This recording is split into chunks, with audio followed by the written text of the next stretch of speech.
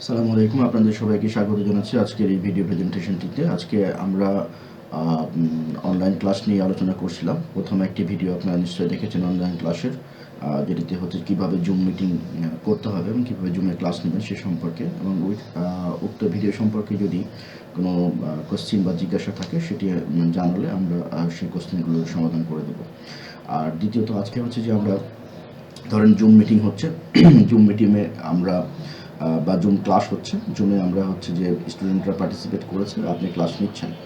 এখন ক্লাসে নেওয়ার পরে ক্লাসে যেটুকু ডিসকাশন হলো সেটুকু ডিসকাশন তো করলেন, আর হচ্ছে যে এখন একটি লেকচার সিট জুমে দেখাতে চান, তাহলে কীভাবে দেখাবেন সেটি একটা ব্যাপার। আরটি হচ্ছে যে আমরা হচ্ছে যে জুমে আলোচনা করলাম, কন্টেন্টটা ফেসবুকে দিয়ে দেবো, তাহলে আমরা কী করব? তো সেই ক্ষেত্রে হচ্ছে যে জুমে আলোচনা করলে কন্টেন্টটা যদি যে লেকচার সিট বা কন্টেন্ট যেটাই বলেন না কেন বা নোট বা যেটাই বলেন না কেন সেটা যদি আপনি অনলাইনে দিতে চান, তাহলে সেক্ষেত্রে আমাদের স্কুলের যে পেজ রয়েছে সেই পেজে আপনি হচ্ছে আপলোড করবেন। আমরা এখন দেখব যে কীভাবে স্কুলের পেজে একটা লেকচার সিটকে আপলোড করা যায়। আচ্ছা, তাহলে লেকচার সিটকে আপলোড করতে হলে প্রথমে যেটা মনে রাখতে হবে সেটি হলো যে লেকচার সিটকে অবশ্যই পিডিএফ ফর্মে অথবা জেপিজি ফর্মে অথবা পাওয়ার পয়েন্টে তৈরি করে নিতে হবে। তো পাওয়ার পয়েন্টে তৈরি করে নিলে এটি দেখানো যাবে, অথবা ছবি তুলে নিতে হবে। জেপিজি ফর্মেটে করতে হলে ছবি তুলে নিতে হবে, সেটি হচ্ছে যে কম্পিউটারে টাইপ করে ওটা প্রিন্ট নিয়ে সেখান থেকে ছবি তুলে নেওয়া যেতে পারে, অথবা কম্পিউটারের স্ক্রিন থেকে ছবি তুলে নেওয়া যেতে পারে, অথবা অথবা হচ্ছে যে একটা এমএস ওয়ার্ড একটা ডকুমেন্টকে আমরা অনলাইনে জেপিজিতে কনভার্ট করে নিতে পারি। কীভাবে কনভার্ট করবো সেটা আমরা দেখাবো একটা ওয়ান বাই ওয়ান। আর হচ্ছে যে এইভাবে করে আমরা একটা জেপিজি করতে হয়, তাহলে সহজ হচ্ছে মোবাইলে ছবি তুলে নিয়ে সেটাকে আপলোড করে দেওয়া, এটা হলো সবথেকে সহজ। এরপরে হচ্ছে যে আমরা কম্পিউটারে, যে অনেক সময় হচ্ছে কম্পিউটারের মোবাইলের ছবি তুলে লেখা ভালো হবে না, সেক্ষেত্রে কম্পিউটারে টাইপ করে নিয়ে প্রিন্ট করে নিয়ে সেটা ছবি তুলে আপলোড করে দিতে হবে। তো আমরা প্রথমে আপলোডের প্রসেসটা আগে দেখি যে কীভাবে আপলোড করব, তারপরে আমরা অন্যান্য জিনিসগুলো ওয়ান বাই ওয়ান শিখব। তাহলে আমরা আপলোড করতে গেলে প্রথমে আমাদের ফেসবুক পেজে যেতে হবে। তাহলে ফেসবুক পেজে যেতে হলে আমাদের হচ্ছে যে স্কুলের যে ফেসবুক পেজ সেখানে আমরা যাব প্রথমে। তাহলে আমরা প্রথমে ঢুকতেছি যে স্কুলের ফেসবুক পেজে, এটা হচ্ছে আমাদের স্কুলের ফেসবুক। তো প্রথমে আমরা দেখি যে আমরা কীভাবে ঢুকবো, একদম প্রথম থেকে আমি আসতে যাচ্ছি। সেটি হলো আমরা প্রথমে গুগলে যাব, গুগলে যেয়ে আমরা টাইপ করব হচ্ছে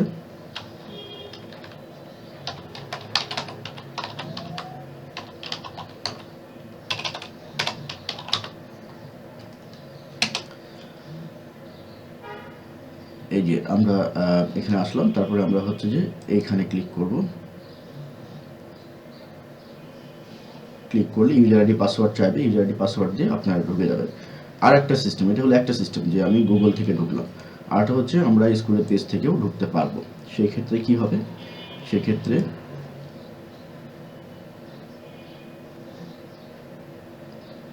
এখানে গেলাম, যাওয়ার পরে আমরা এইখানে একটা লিঙ্ক দিয়ে দিচ্ছি।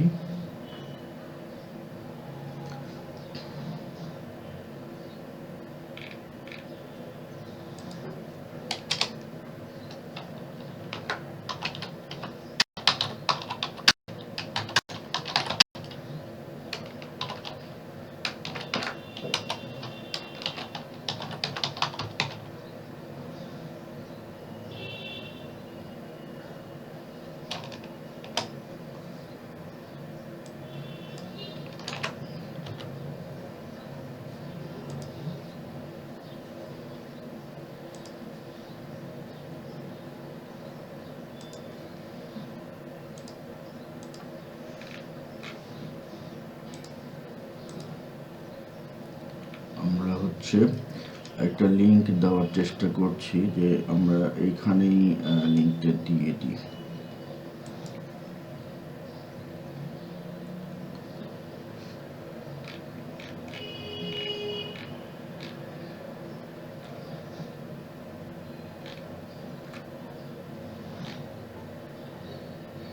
এই জুম ক্লাসের নিচে একটা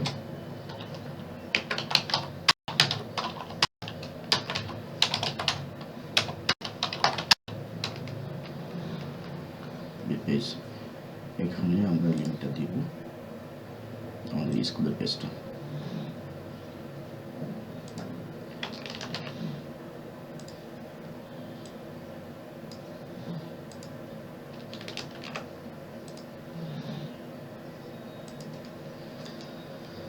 তাহলে আমরা যেটা দেখলাম যে আমরা হচ্ছে গুগল থেকে যেও আমরা ঢুকতে পারবো, অথবা হচ্ছে আমরা এখান থেকে ঢুকতে পারবো, যে কেউ যে কোনো জায়গা থেকে এই পেজে ঢুকতে পারবে। আচ্ছা, আমরা এখন দেখি যে স্কুলের প্রথমে এবি পেজে যাচ্ছি আমরা। এই যে আইএসআর স্কুল এবি পেজ, এখানে গেলাম। যাওয়ার পরে আমার এই যে পেজটা ওপেন হচ্ছে, এটা হলো আইএসআর স্কুলের এবি পেজ। এখানে যে আমি কন্টেন্ট আপলোড করব, যেমন এই ধরুন এই কন্টেন্টটা আজকে হচ্ছে আপলোড করা হয়েছে। আমি এই কন্টেন্টটাই এখন হচ্ছে পোস্টটাকে, আচ্ছা আরেকটা কন্টেন্ট যদি আমি একটা আপলোড করতে চাই, ধরেন একটা লেকচার সিট আপলোড করব, তাহলে আমি কিভাবে করব? আমরা দেখছি যে আমরা প্রথমে লেকচার সিটটা নিয়ে আসবো, তাহলে ফটো বা ভিডিওতে ক্লিক করব। ক্লিক করার পরে আমরা ধরেন এটাকে আপলোড করতে চাই, তাহলে এটা ওকে দিলাম। কি আপলোড হলো সেটাকে দেখে নিই আমরা। আপলোড হচ্ছে এই যে academic care online offline ISR school and college English version, Bangla medium and English মিডিয়ামে। আমরা এখানে এখন একটা কিছু লিখতে হবে, তাহলে আমরা লিখে দিলাম হচ্ছে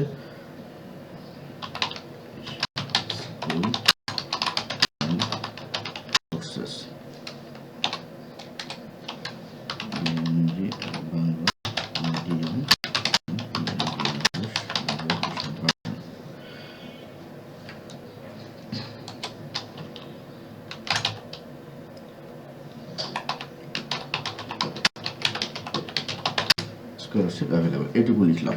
যে কোনো কিছুই লেখা যায় ইংলিশ বা বাংলায়, আমরা এটুকু লিখলাম। লেখার পরে আমরা কি করবো, এখন হচ্ছে এটাকে পোস্ট করে দেবো।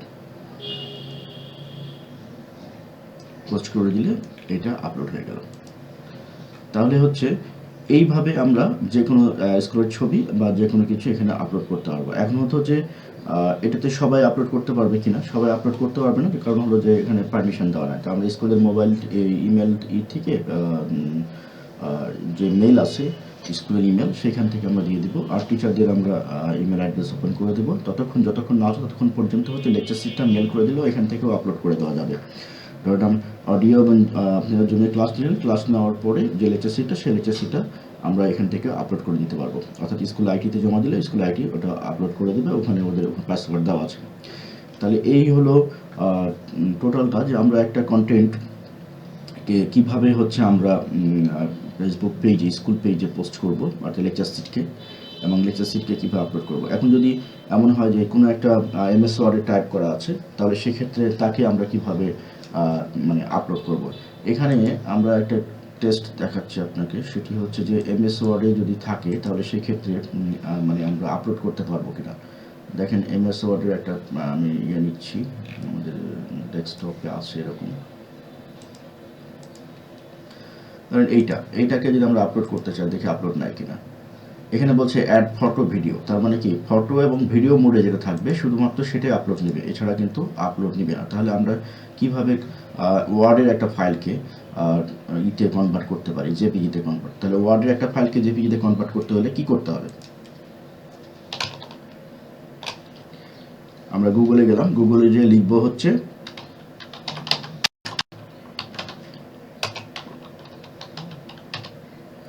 JPEG, word two JPEG. গুগলে যে লিখবো ওয়ার্ড টু জেপিজি, তারপরে যে এখানে আসবে এটা ওয়ার্ড টু জেপিজিতে ক্লিক করব। ক্লিক করলে আমরা আমাদের কম্পিউটারে যে ফাইলটাকে আমি জেপিজিতে নিব, সেই ফাইলটা যে আপলোড ফাইল, এখানে ক্লিক করব। আমরা ডেস্কটপ থেকে একটা ওয়ার্ডের ফাইল নিচ্ছি, ধরুন এই ফাইলটা 26226, এটাকে আমরা দিলাম। এই যে আপলোড হচ্ছে, এখন এটারে ডাউনলোড করব। ডাউনলোড করে জেপিজি হয়ে গেছে। জেপিজি হয়ে গেল, এখন এটাকে সরাসরি আপলোড করে দেওয়া যাবে। এই হলো টোটাল প্রসেসটা। তাহলে আমরা শিখলাম এটা, আশা করছি এখন আপনারা পারবেন।